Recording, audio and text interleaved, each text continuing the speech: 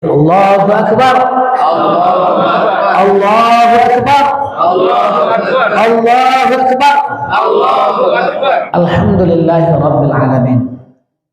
Wassalatu wassalamu ala ashrafil anbiya'i wal mursalin wa ala alihi wa sahbihi wa man tabi'ahum bi ihsanin ila yaumiddin, amma ba'du. Puji dan syukur hanya senantiasa kita basahkan lisan kita untuk Allah Subhanahu wa Ta'ala, karena dalam hidup ini yang layak untuk kita puja, yang layak untuk kita puji hanyalah Allah Subhanahu wa Ta'ala saja. Sementara kita manusia ini tidak ada yang layak dipuja, tidak ada pula yang patut untuk dipuji. Kita lemah, kita miskin, kita bodoh, kita tak punya daya upaya, semuanya hanyalah milik Allah Subhanahu wa Ta'ala. Selawat dan salam buat junjungan kita Sayyidina Maulana wa Habibana Baginda Nabi Muhammad sallallahu alaihi wasallam.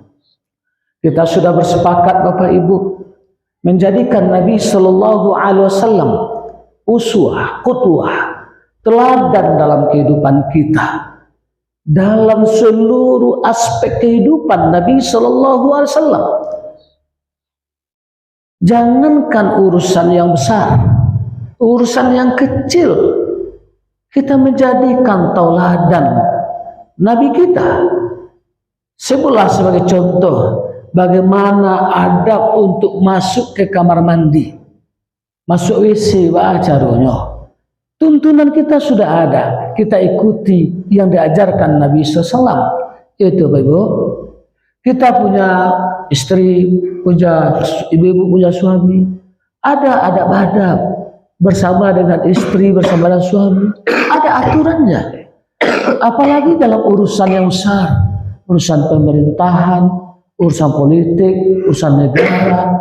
Memang umat Islam udah khulu fi silmi kafah, harus masuk ke dalam Islam secara totalitas, secara keseluruhan.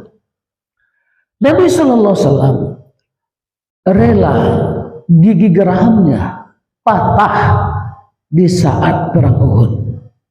Nabi sallallahu alaihi wasallam rela seluruh tubuhnya bergelimang dengan darah. Nandak berdarah lidah Nabi sejunya ketika hijrah ke Taif.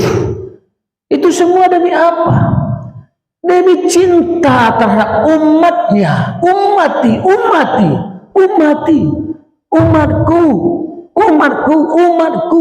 Begitulah cinta Nabi kepada kita. Dan tentu kita patut pula bertanya kepada masing-masing pribadi kita, sudah sejauh mana pula cinta kita kepada Nabi kita, Nabi Sallallahu Alaihi Wasallam. Semoga dengan cinta ini Bapak Ibu kepada Nabi, Allah Subhanahu wa Ta'ala menjadikan kita hamba Allah yang nanti bersama dengan Nabi Sallallahu Alaihi Wasallam di surganya. Didekatkan oleh Allah bersama Nabi karena kita mencintai kekasih kita, baginda Nabi SAW. Kita sering berdoa kepada Allah, ya Allah, di dunia ini ya Allah, berikanlah kepada kami karunia ya Allah. Sering bermimpi di dalam tidur kami berjumpa dengan Nabi. Kami rindu ya Allah. Ya Allah, nanti berikan kepada kami karunia bisa meminum air telaga Al-Kautsarnya Nabi. Sebab Nabi mengatakan siapa yang meminum air telaga Al-Kautsarnya walaupun hanya satu teguk, tidak usah setengah gelas apalagi satu gelas, satu teguk saja, maka akan hilanglah rasa haus buat selama-lamanya. Dan kita rindu bisa meminum air telaga Al-Kautsarnya Nabi. Kita pun juga rindu Bapak Ibu untuk bisa bersama di surga Allah. Walaupun kita sadar dengan sesadar-sadarnya. Ya, ada sahabat Nabi, Al-Junaid namanya, demam, meriang, pucat wajahnya. Kenapa engkau demam, lesu, pucat wajah engkau? Apa sebabnya? Ya Rasulullah, engkau orang mulia, kedudukan engkau tinggi, sementara saya ini sahabat engkau hanya orang biasa saja. Ya Rasulullah, engkau sudah dijamin nanti tempat engkau di surga, sementara saya belum ada jaminan untuk masuk ke surga Allah. Kemudian kalaulah sekiranya Allah mentakdirkan saya untuk masuk ke surganya, engkau kekasihnya, engkau betul-betul dicintai oleh Allah, tentu surga engkau lebih tinggi dan bahkan paling tinggi ya Rasulullah. Sementara saya, adakah surga saya nanti yakni sama dengan tinggi surga engkau? Sementara saya cinta dengan engkau, saya tidak mau di surga engkau nanti surga saya hanya level bawah, engkau level atas. Saya tidak mau ya Rasulullah. Inilah yang membuat saya demam, inilah membuat badan saya betul-betul meriang, wajah saya pucat dan menetes air mata saya ya Rasulullah. Begitulah sahabat cintanya dengan Nabi. Bahkan di perang Badar, punggung-punggung sahabat siap dijadikan untuk tameng agar jangan sampai baginda Nabi yang kena panah oleh kaum Quraisy. Sekali lagi kita bertanya, sudah sejauh mana cinta kita kepada Nabi kita, Nabi Sallallahu Alaihi Wasallam? Semoga kita yang berhadir dijadikan oleh Allah hambanya yang sangat mencintai kekasih kita, dan nanti Allah dekatkan kita, Allah samakan kita dengan Nabi Sallallahu Alaihi Wasallam di surga Firdaus A'lanya. Amin ya Rabbal Alamin.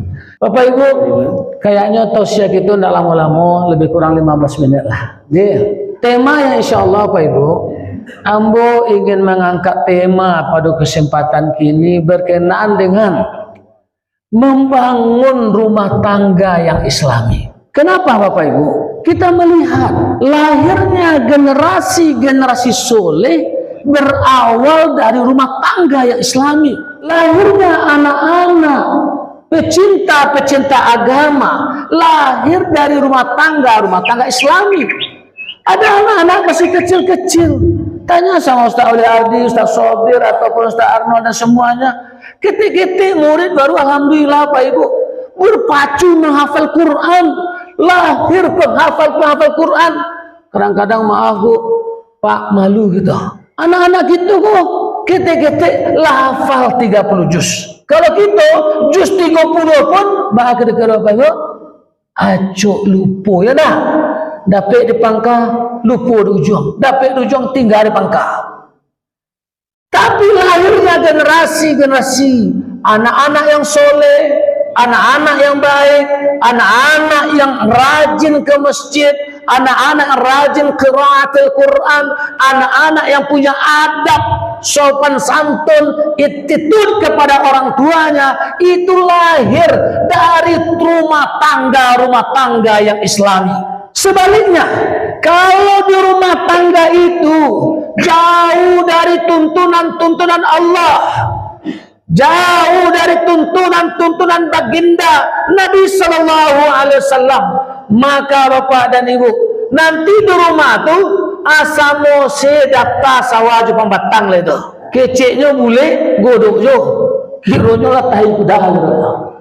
Keceknya lalu nak cindu aja, kita pas Sulaiman. Artinya apa? Tidak tahu yang hak, tidak tahu yang batil, tidak tahu yang sunnah, tidak tahu perintah, tidak tahu larangan. Sama sedaptanya. Batu rumah tangganya tidak dibangun dari rumah tangga yang islami. Kita barangkali rindu Bapak dan Ibu. Ya, anak kita rindukan bangsa Indonesia yang dimerdekakan dengan darah-darah para syuhada, dengan petikan takbir para ulama, dengan semangat jihad dari Hadratus Syekh, yakni Kiai Haji pendiri Nahdlatul Ulama Hasyim Asy'ari. Resolusi jihadnya iskariman au musyahidan, bahkan ribuan darah-darah santri menyuburkan negeri ini. Bahkan di konstitusi negara kita, berkat rahmat Allah Indonesia ini merdeka. Kita rindu republik ini, negeri yang baldatun thayyibatun wa rabbun ghafur, yang diberkahi, yang dirahmati, yang baik, yang diampuni oleh Allah. Tapi laika mungkin terjadi itu kalau tidak diawali dari rumah tangga yang islami. Jangankan sebesar negara, Sebesar provinsi pun tidak akan bisa. Jangankan provinsi, kabupaten kota pun juga tidak akan bisa. Cik kampung, nama kampung kita sekolah Parumpung memang. Parumpung tidak akan menjadi kampung Islami kalau rumah tangga yang ada di Parumpung, maaf, jauh dari tuntunan Al-Quran dan Sunnah, jauh dari tuntunan Allah dan Rasulnya. Maka Bapak Ibu, kami tiap pekan berkeliling di kota, di kabupaten, ya, untuk apa? Membajak umat, mempersatukan umat, menghimbau umat, bahkan membangun kekuatan umat. Kok ada umat nanti kalau jago lalai. Sebelumnya Allah berfirman, ya ayyuhal mudassir qum fa'anzir wa rabbaka fakabbir. Lalu julai kaum muslimin kau. Lalu bagus tak kalau jago kami Ustaz. Tadilah jago kami. Iyo bagi apa Ibu? Tapi bagi yang lain manyo. Tidak sadia ibu-ibu kami ya berpikir taruh apa Ibu. Kau ustaz pengisi ceramah, kau di mana tidak boleh kumpul 50 kota saja, bahkan keluar kota, keluar provinsi dan sebagainya. Ratu-ratu coli lah di negeri ada bahasa di syarak bahasa di kitabullah, syarak mengatur ada memakai ABS SBK. Nanti terjadi. Setiap pengajian lebar orang generasi muda Pak Ibu. Ini Mas Haji itu. Dilihat Pak Dewan, pokir Pak Dewan, insyaallah mengadakan wirid pengajian remaja tiap pekan. Untuk snack nyaman. Di kegiatan-kegiatan film Islam itu aja pada. Insyaallah. Doaan Pak Dewan berlanjut dari kabupaten ke provinsi ke pusat nanti. Kami siap saja jadi pelurunya Pak Dewan. Kalau untuk agama dan umat siap itu jadi pelurunya. Sidang jamaah rahimakumullah. Jadi oleh sebab itu, inilah yang selalu harus kita bangun ke tengah-tengah umat. Kesadaran umat. Tadi Ustaz Uli ada mainkan gitu.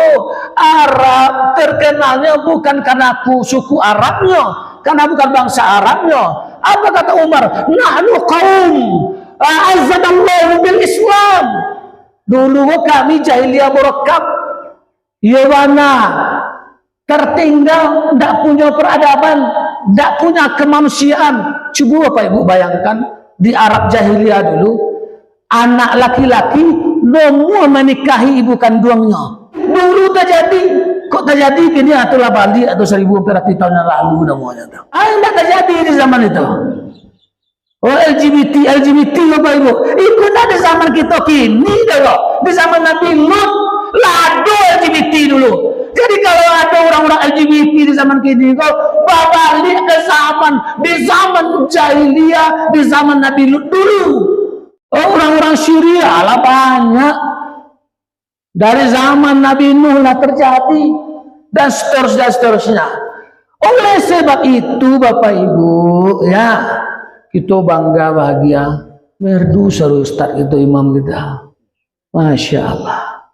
Kunutnya alhamdulillah nitik mata kita. Di doa nasib saudara kita di Palestina, di Gaza dan sebagainya. Lah nikah Ustaz Alun.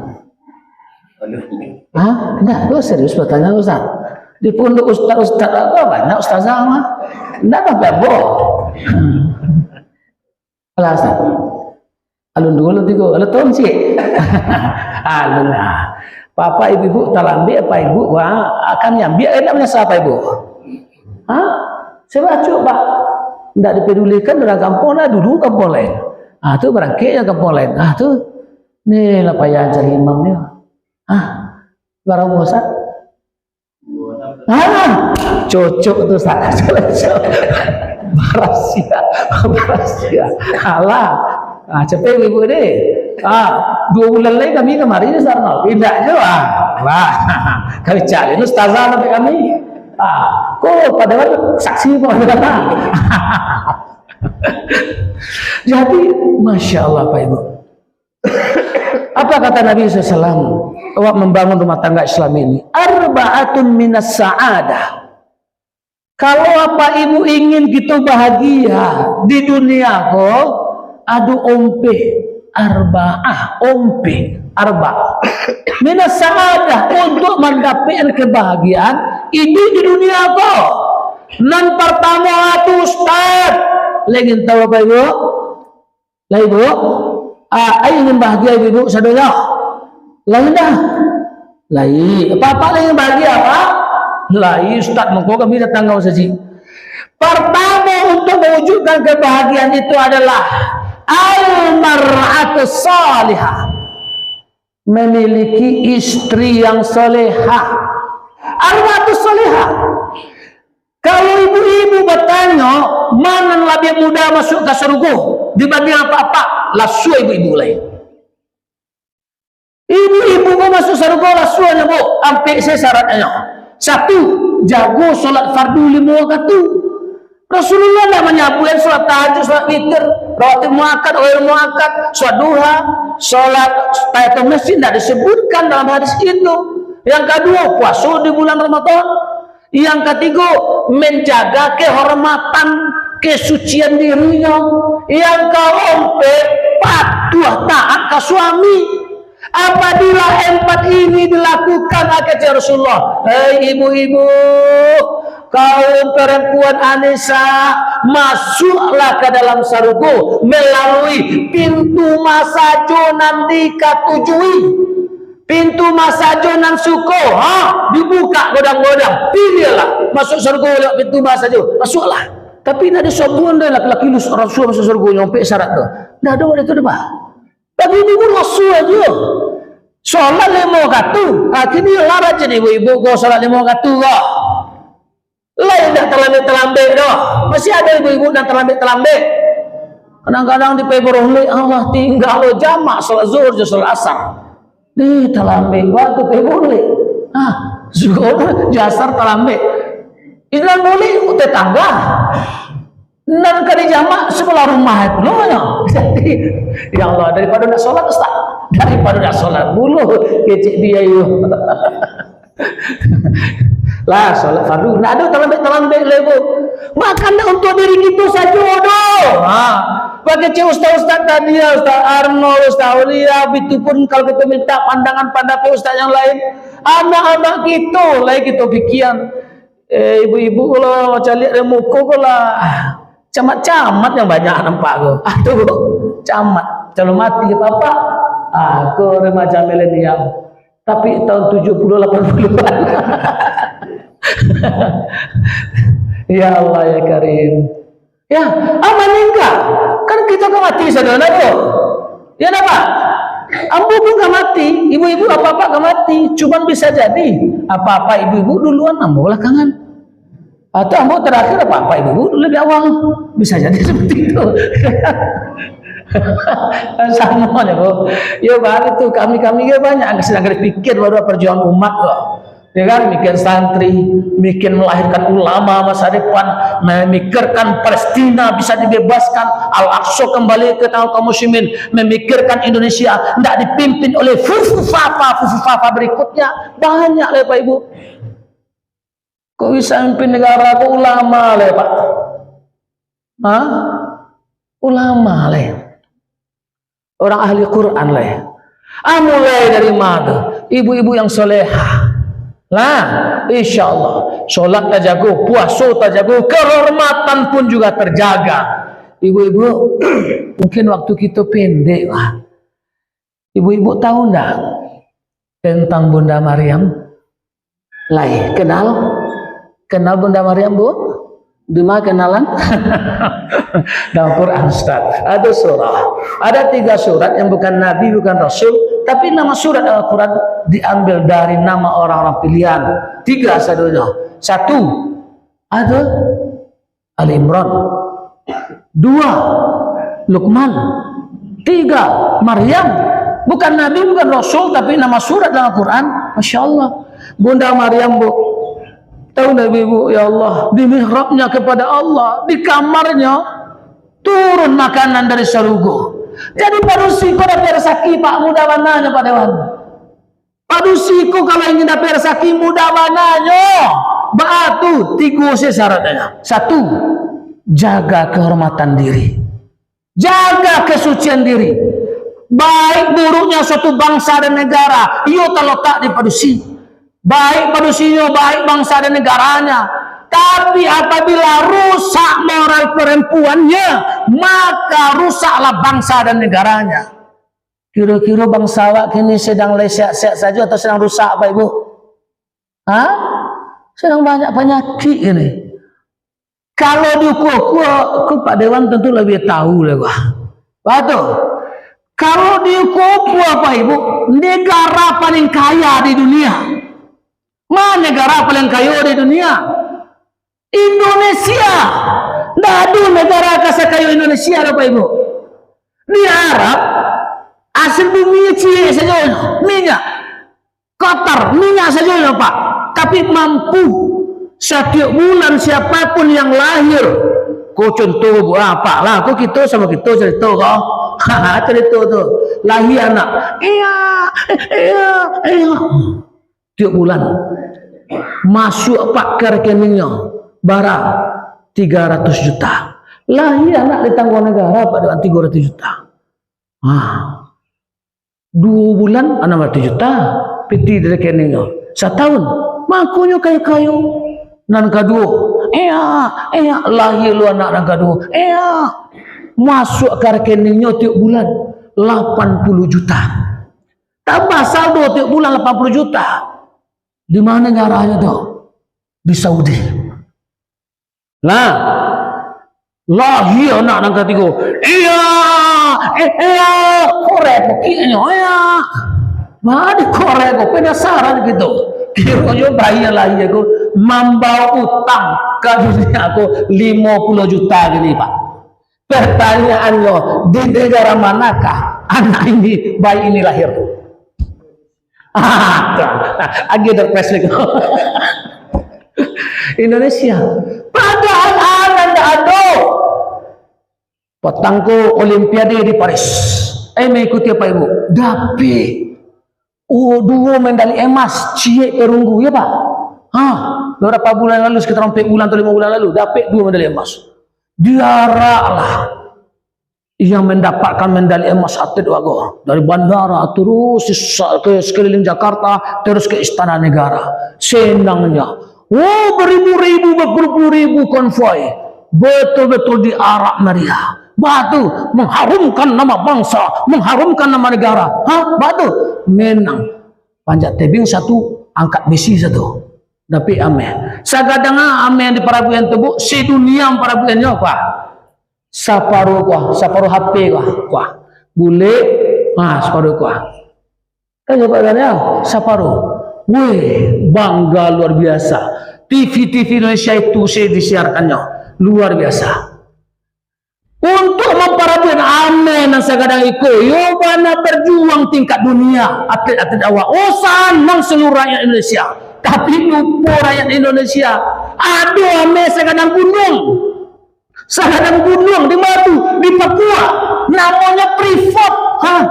Privat Pak. Segadang gunung. Lah dia gadang lagi daripada gunung musuh. Amin sadojo. Ya Allah ya Karim. Lah, ini persoalan. Ya kan? Lupa gitu. Ame sekarang gunung lupa. Ame sekarang kok bakaja-kaja tuh Kak. Baru ame sekarang kok. Papa, ini apa? Aku lagi ada nawak gini kok Pak. Kayu, ibarat orang tua saya syuk. Aduh. Ayam mati di lumbung. Aku lah kok. Ayam mati di lumbung. Lumbung tak ada oleh Ustaz hukumnya ayam mati. Lah balik kan tadi Bu. Yang pertama Bunda Maryam Bu, di penghujung lah pertemuan kita. Bunda Maryam Bu, amalannya. Yang pertama, nyojagu kesuciannya. Ibu-ibu jago kesucian. Apalagi anak-anak. Ibu-ibu insya Allah yakin. Tapi lah ya do ibu-ibu dan berang. Anak-anaknya raja sabaling nongkrong jo di kafe baru. Lu pulang lah. Ibu-ibu dulu ketika gadi-gadi ketek dulu. Senjo lagi, ndak pulang bah kecil orang tua ibu dulu. Kan bercari kan ada bongi, nah Bu. Kadang-kadang kalau dulu ayam saja yang ada tiba jam 9 dah jam 6 bercari. Kalau kini Bu ndak ayam lah. Anak gadi dah yang seboleh malam tak pulang dah, tak cari dah. Lobi lah baru gua ayam. Sebenarnya nak gadi ya. Dijopui di laki-laki.